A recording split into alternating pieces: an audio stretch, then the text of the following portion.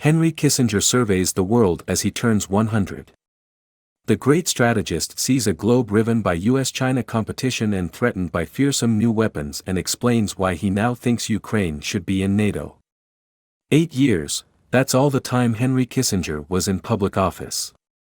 From January 1969 to January 1977, Mr. Kissinger was first National Security Advisor and Secretary of State under Presidents Richard Nixon and Gerald Ford, holding both titles concurrently for more than 2 years.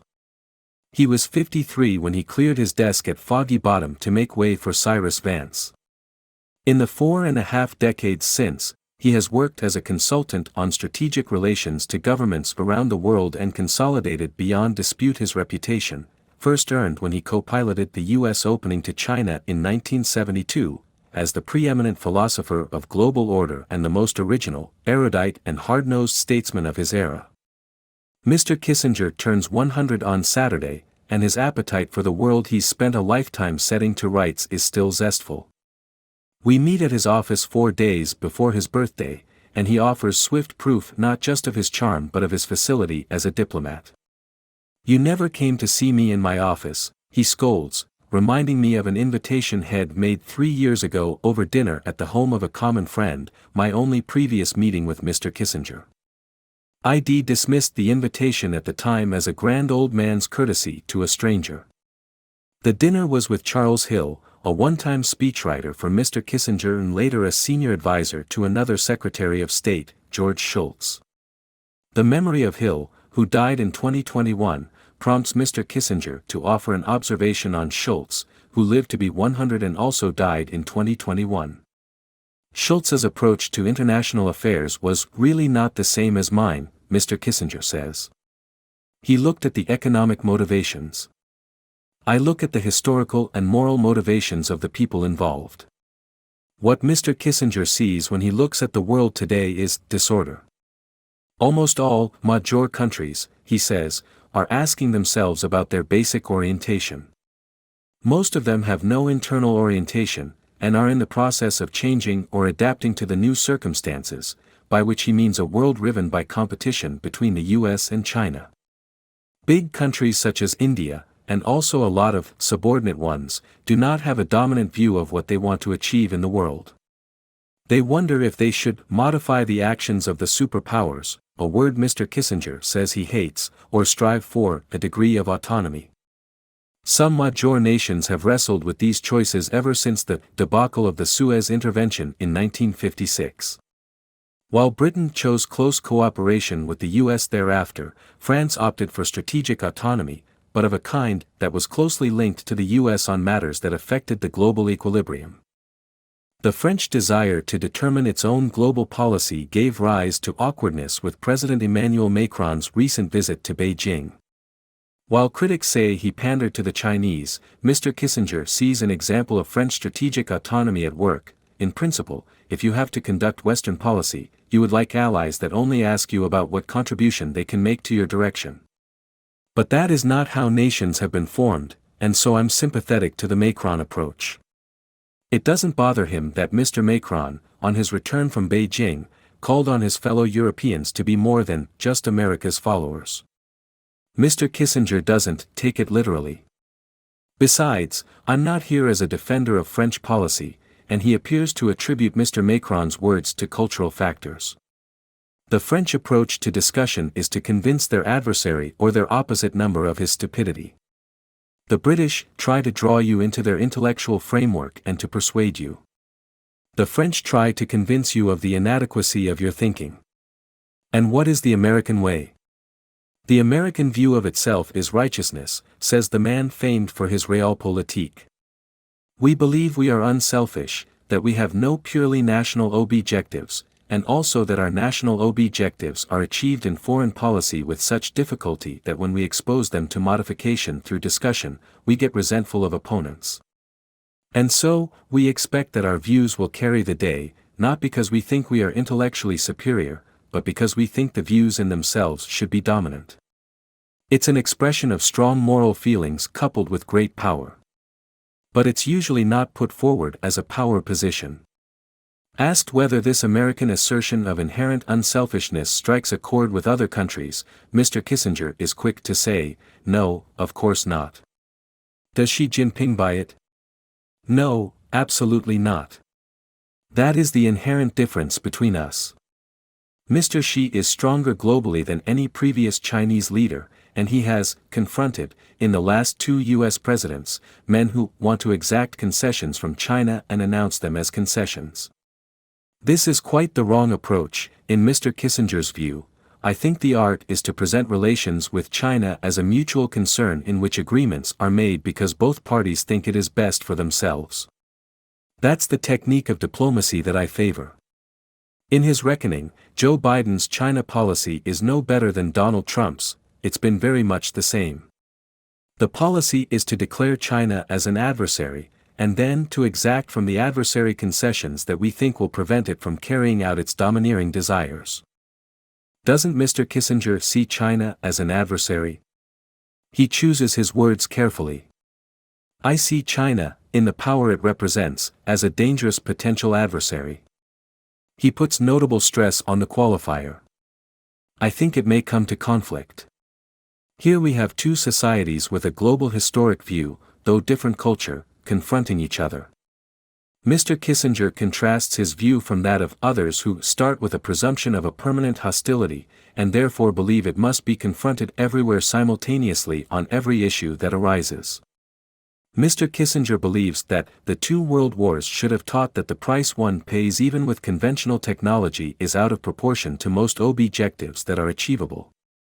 But with today's weapons, and with the growth within each society through cyber and biology to intrude into the territory of the other, this kind of war will destroy civilization.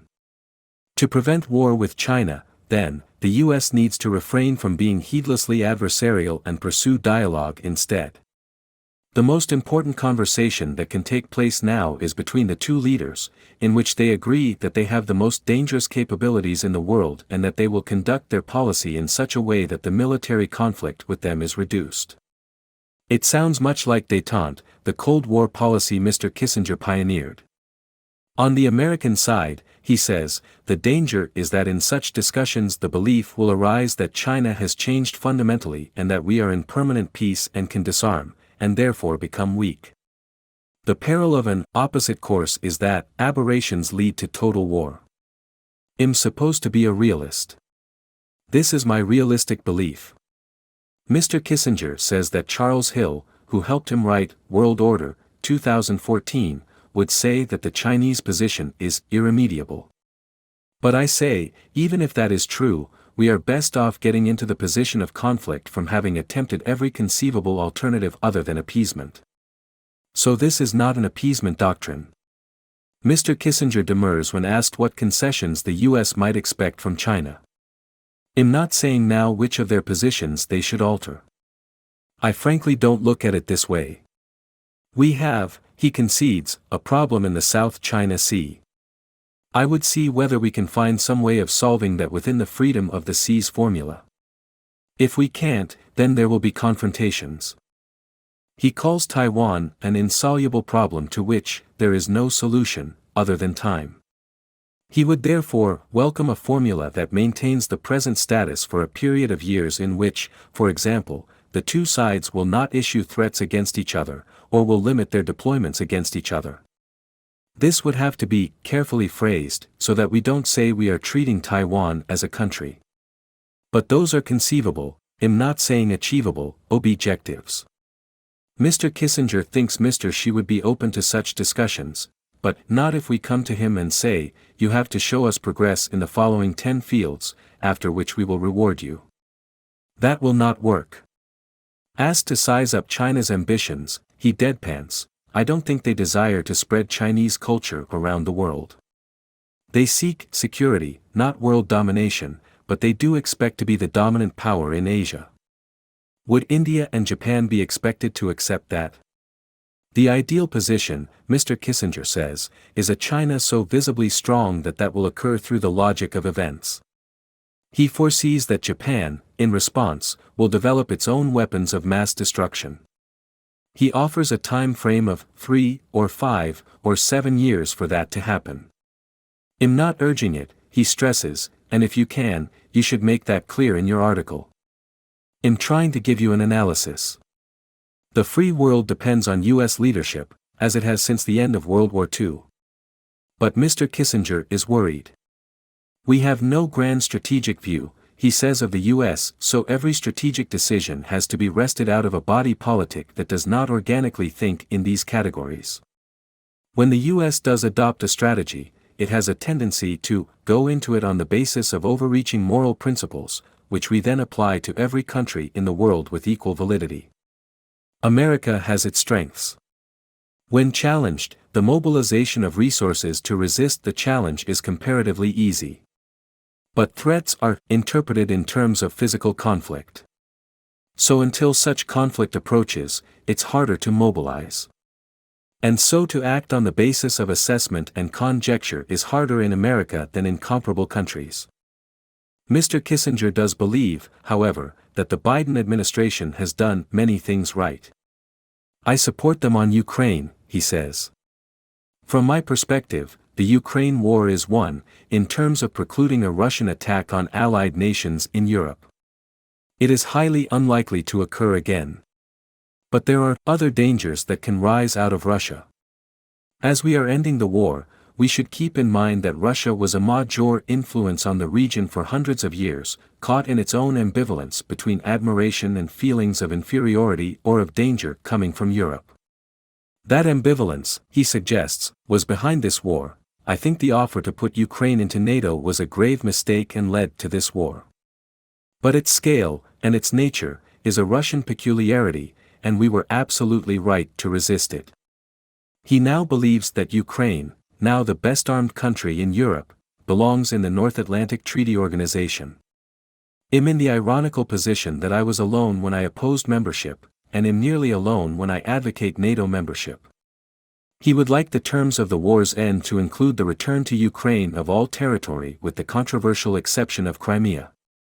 For Russia, the loss of Sevastopol, which was always not Ukrainian in history, would be such a come-down that the cohesion of the state would be in danger. And I think that's not desirable for the world after Ukraine. Mr. Kissinger leaves no doubt that he believes in a Pax Americana and in the need to defend the areas of the world essential for American and democratic survival. But the ability to execute it politically, he says, has declined sharply, and that is our overriding problem now. He ascribes this political weakness to a decline in belief in the U.S. in its own historical ambitions and institutions. There's no element of pride and direction and purpose left, he laments, as American leaders grapple with angst generated by events of 300 years ago. Alongside that, there isn't enough common purpose and principle across partisan divides. That weakens democratic resolve and the ability to act in the shared national interest. Even in my day, it used to be possible to talk to groups of senators and not guarantee acceptance, but guarantee some willingness to find common ground. A cross-partisan team like Harry S. Truman and Arthur Vandenberg, a Democratic president and a Republican Senate Foreign Relations Committee chairman, working together to rebuild Europe and win the Cold War, would be all but improbable today. Mr. Kissinger believes that's what's needed, and that we have to find a way to recreate the older forms of patriotic collaboration. There has to be something, some level, in which the society comes together on the needs of its existence.